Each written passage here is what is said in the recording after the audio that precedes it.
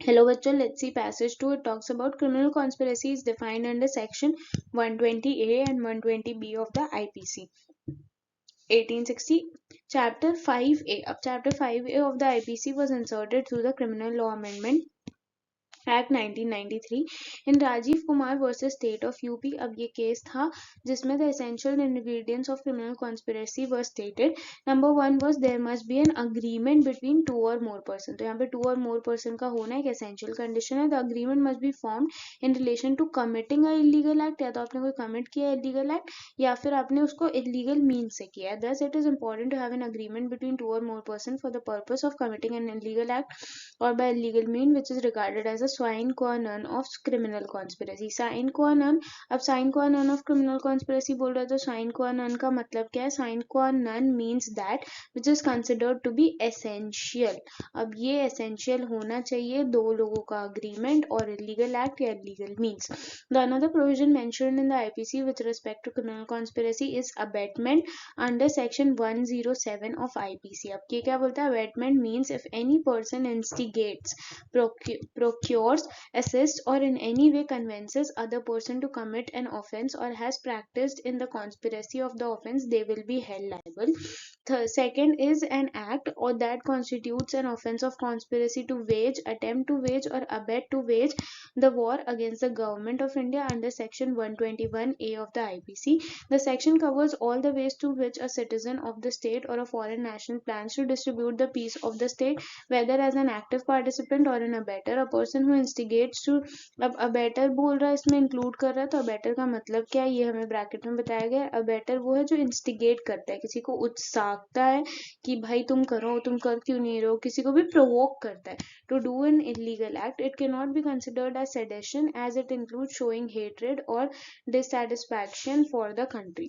Third is the commission of an offence under section 310, 311, 401 and 402 of the IPC। अब 310 क्या बोलता है? 310 deal करता है ठग से। ठग बोलता है stating that if a person is habitually associated with two or more people with the purpose of committing the act of robbery or child stealing with the aim of causing murder। Section 311 बोलता है, section 311 deal करता है punishment of ठग से। The person involve will be punished with life imprisonment और and also will be held liable for a fine. A criminal conspiracy is difficult to establish due to evidence. Conspiracy can be proved by direct evidence और substantial evidence. अब direct और substantial evidence क्या होता है? अब direct evidence का मतलब होता है कि आप देख रहे हो, आपको समझ में आ रहा है कि एविडेंस है और इससे प्रूव हो रहा है। सब्सटैंशियल एविडेंस मतलब आसपास की चीजें देख के आप डिराइव कर रहे हो कि शायद हो सकता है ये चीज हुई होगी एंड सब्सटैंशियल एविडेंस दे रहे हो। An agreement plays a major role in the conspiracy if an agreement between two और more person with the intention of committing an illegal act। Let's see question. Question number 6 says A, B agreed to rob the bank. A provides the plan, B agrees to execute it. Prior to carrying out the robbery, police catches them.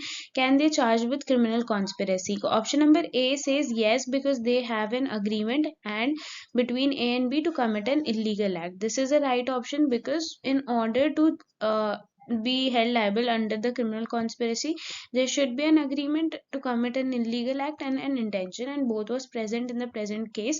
B says yes because B intended to carry out the robbery as per the agreement। This is not only about B but it is also about both of them being charged for criminal conspiracy, so this is a wrong option, no। C says no because the illegal act was not committed. Even though the illegal act was not committed, having an agreement and intention to commit the illegal act is sufficient. So this is again a wrong option. D says no because A is only provided with the plan and did not actively participate in the execution. This is again a wrong option. Again a wrong option.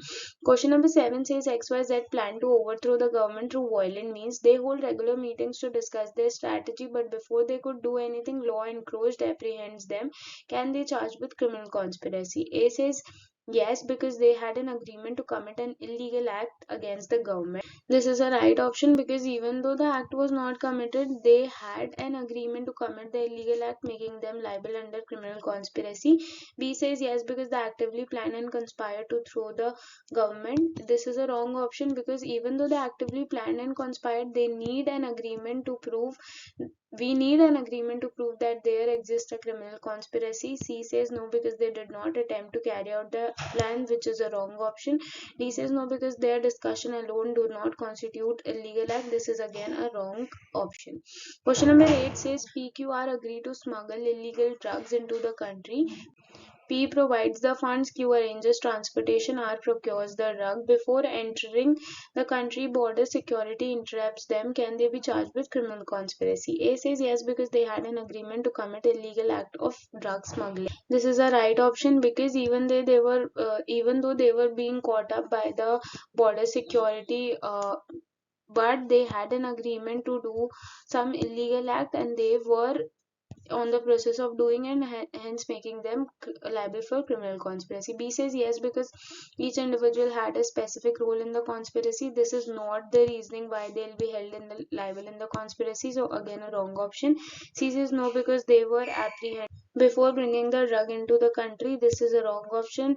Even though they were apprehended, they will be charged for criminal conspiracy. D says no because the offense of drug smuggling require actual possession of drug. This is a wrong option because they even without actual possession, drug smuggling is also criminally wrong. Now let's see question number 9. It says S and T plan to assassinate a public figure. Before they can take any action, law enforcement learns about their plan. After they exchange emails discussing them, can they charge with criminal conspiracy? A says yes because they had an agreement and intention to commit the legal act.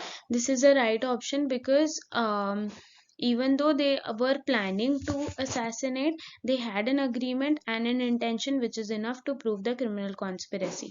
B says yes because their email exchange serve as a direct evidence for the conspiracy.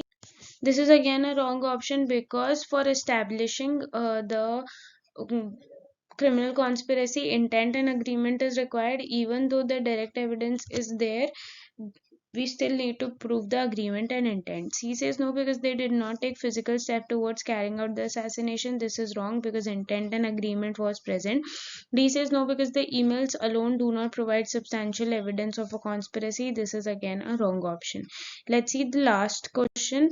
Question number 10 says M and N plan to rob a jewelry store. They conduct surveillance, purchase necessary tools, and set a date for robbery. However, N has a change of heart and decides not to go through the plan, informing M of the decision. Can they charge with the criminal conspiracy? तो इसमें basically हुआ क्या कि N ने अपना दिमाग change कर लिया after the plan was done and he informed M of the decision. Now हमें ये बताना है कि क्या ये दोनों को criminal conspiracy के लिए charge किया जा सकता है. A says yes because there was an agreement between M and N to commit an illegal act. This is a right option because there was an agreement and there was an intent, so they can be held liable for criminal conspiracy. B says yes because M had already taken substantial steps towards committing the robbery. Even though they were taken the substantial steps to prove the liability, we need to showcase the agreement and the intent. C says no because N withdrew from the conspiracy before illegal act could occur. This is again a wrong option. Even though the act did not occur, but necessary steps or planning or agreement was there, so it is an illegal act of conspiracy. D says no because M cannot be charged with conspiracy if N backed out of the plan. This is again a wrong option. I hope the passage was understandable. All the very best.